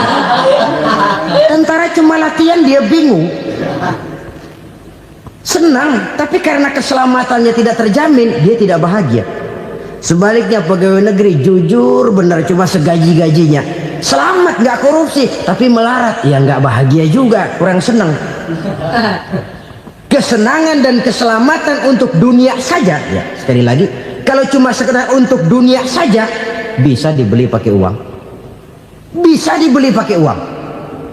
Saudara ingin selamat, bisa dibeli pakai uang. Saudara ingin senang, bisa dibeli dengan uang. Tapi setelah mati masuk ke alam barzah, habis kekuasaan uang. Nggak bisa lagi beli keselamatan pakai uang, tidak mungkin lagi membeli kesenangan dengan uang. Di situ pahala yang megang peranan. Makin banyak pahala, makin banyak saham untuk membeli kesenangan dan keselamatan, untuk memperoleh yang namanya bahagia. Dan jangan lupa loh, di alam barzah kita nggak sebentar, menunggu datangnya kiamat. Loh iya, kalau kita begitu dikuburin terus kiamat datang, untung. Tapi kalau masih harus 1000, 2000, puluhan ribu tahun yang akan datang, dalam satu penantian yang begitu lama, tanpa saham untuk memperoleh kebahagiaan, satu kemalangan yang tidak ada pernah putus-putusnya. Janganlah tergelincir oleh kebahagiaan sebentar yang menipu dengan mengorbankan kebahagiaan hakiki yang berjangka panjang. Apa artinya senyum sejenak kalau harus ditebus dengan tangis seumur hidup? Biarlah kita minum jamu, pahit memang, getir memang, tapi kan besok badan sehat. Daripada sekarang minum sirup, manis memang, enak memang, tapi bibir pada jontor besok. Sirawan, batuk, nggak karu-karuan. Banyak orang tertipu oleh kesenangan yang sebentar. Padahal laisa kullu ma yalma'u zahaban. Belum tentu semua yang berkilat itu emas. Belum tentu semua yang gemerlap itu intan. Karena itu, marilah manfaatkan kesempatan yang diberikan Allah ini untuk mengumpulkan kebajikan yang sebanyak-banyaknya. Yang terakhir sekarang, yang keempat, tanda orang bahagia kata Nabi. Zaujatun salihah. Orang bahagia itu tanda yang keempat kata Nabi, punya istri biar cakep asal taat. Sudah surga itu sudah. Cakep taat. Istri kayak gitu, kalau belum mati jangan dikuburin dulu itu. Sudah cakep taat lagi. Tapi kadang-kadang enggak, udah jelek ngadat melulu. Apa yang mau dipilih? Sebab itu Quran mengatakan istri pakaian untuk suami, suami pakaian untuk istri. Kenapa suami istri diibaratkan pakaian? Alangkah tingginya gaya bahasa Quran ini. Suami istri teman hidup, hidup perjalanan panjang. Sejak kita dalam rahim sudah ada hidup kan di sini. Sampai ke alam dunia, masuk ke alam barzah, kumpul di padang mahsyar, sampai menuju akhirat, itu perjalanan hidup. Carilah istri atau suami, teman hidup yang membawa manfaat tidak hanya kehidupan di dunia ini, sampai di alam barzah, sampai di padang mahsyar. Suaminya mungkin meninggal lebih dulu, atau istrinya mungkin meninggal lebih dulu, tapi suami atau istri yang masih hidup berbuat kebajikan. Suami saya meninggal, ada hartanya, saya sedekahkan, niat pahala untuk almarhum suami saya. Ini teman hidup, tidak dibatasi dan tidak bisa dipisahkan oleh maut sekalipun. Zohirnya mungkin pisah, badannya mungkin pisah, tapi hatinya, jiwanya, kebersamaannya dalam menghadapi kehidupan. Karena itu, saudara-saudara, bahasa Quran indah. Suami istri diibaratkan seperti pakaian. Apa fungsi pakaian? Pertama, pakaian jadi kebanggaan. Artinya, suami harus menjadi kebanggaan istri, istri harus jadi kebanggaan suami. Yang kedua, pakaian itu kan fungsinya menutup aurat. Artinya, sesama suami istri harus saling menjaga kekurangan masing-masing. Jangan malah sesama suami istri saling membongkar rahasia dan aibnya sendiri-sendiri. Istrinya diceritain jeleknya di mana-mana, atau suaminya dibongkar rahasianya di pasar umum. Itu sudah tidak lagi berfungsi sebagai pakaian. Kenapa semua ini diperlukan? Karena kita menyadari bangsa yang baik terdiri dari masyarakat yang baik. Masyarakat yang baik merupakan susunan dari warga yang baik. Warga yang baik adalah terdiri dari rumah tangga yang baik. Dan rumah tangga yang baik merupakan susunan dari pribadi yang baik. Dari situ langkah dimulai. Membangun satu bangsa yang baik diawali dengan membangun rumah tangga yang baik, dengan menciptakan pribadi-pribadi yang baik. Sehingga dari sini diharapkan berkembanglah nilai-nilai kebaikan. Orang akan bahagia mempunyai istri yang soleh. Kenapa? Tidak ada seorang suami bisa sukses jadi apapun dia, apapun profesinya. Dokterkah, kiaikah, mubalikah, petanikah, pengusahakah, pejabat tinggikah, tidak ada seorang suami yang bisa sukses tanpa peran serta istrinya. Walaupun memang peranan itu tidak begitu kelihatan, tapi sangat menentukan. Karena itu, saudara hadirin yang saya hormati, Islam sangat menghargai kaum wanita, memberikan kedudukan yang tinggi sepanjang tidak mematikan kodrat kewanitaannya. Nah, kalau sudah kesuksesan ini diawali dari rumah tangga, karier di masyarakat mudah untuk dikejar. Tapi keberantakan di rumah tangga merupakan kegagalan pertama di tempat lain. Nah, inilah saja yang dapat Al-Fakir sampaikan pada pertemuan kali ini.